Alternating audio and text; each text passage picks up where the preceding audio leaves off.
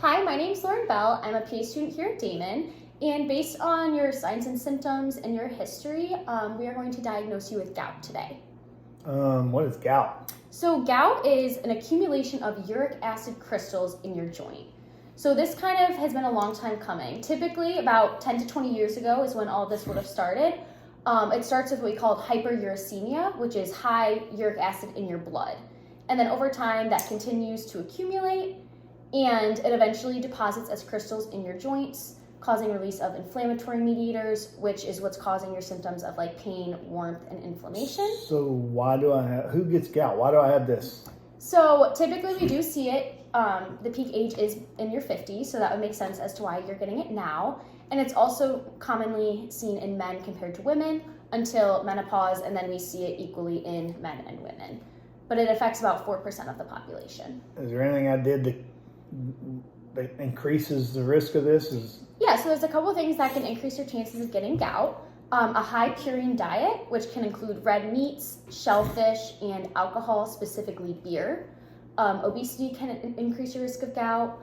Comorbid conditions such as like diabetes, hypertension, some medications such as diuretics, kidney disease can increase your risk. And also, it can be genetic, so if you have a family history, that can also increase your risk. So is there anything I can do I need to change that? Yeah, so there's a couple lifestyle modifications that you can make that can help decrease you from getting gout attacks in the future. So all the foods I just listed, if we can limit or eliminate those, so once again, shellfish, red meat, and alcohol, we want to minimize it, if possible, eliminate it. Weight loss can also help prevent future attacks, and increasing your water intake can help reduce future attacks. So the medications I can take? I mean, what do I do? Yeah, so typically we are going to do what's called prophylactic treatment or like prevention. However, we don't initiate this the first time you have a gout attack.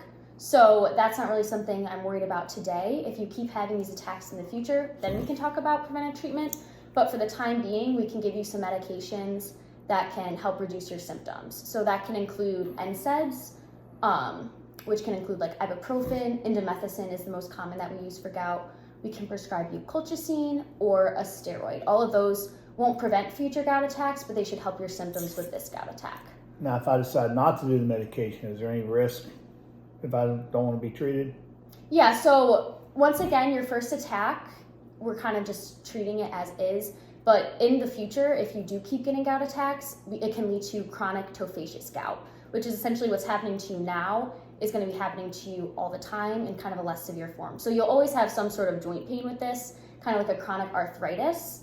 And it can also lead to tophi, which are like visible whitish yellow like bumps or nodules on your joints as well.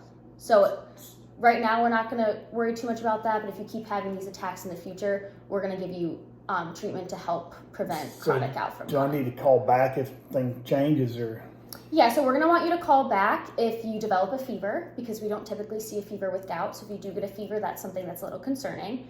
If your symptoms do not resolve within 14 days, we want you to call back.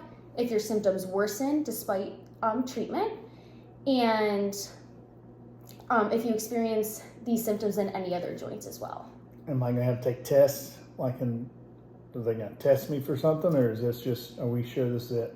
So typically gout is a clinical diagnosis, meaning just based on your history, we can diagnose you, but there are some tests that we can perform. So during an acute attack, we expect to see elevated white blood cells, which are released during like infection or inflammation.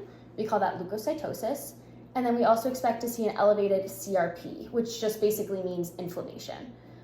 The gold standard test, meaning like the best test to diagnose gout, is going to be a joint aspiration, which we basically use a needle to collect fluid from your joint space to look at the uric acid crystals, but that can be a little uncomfortable, so typically we don't need to do that, but it is considered the gold standard. And we can also just test your serum uric acid levels just through like a blood test, and we're going to test those not during an acute attack, but during just like an asymptomatic period. Okay. All right. Any other questions? I don't have any other questions.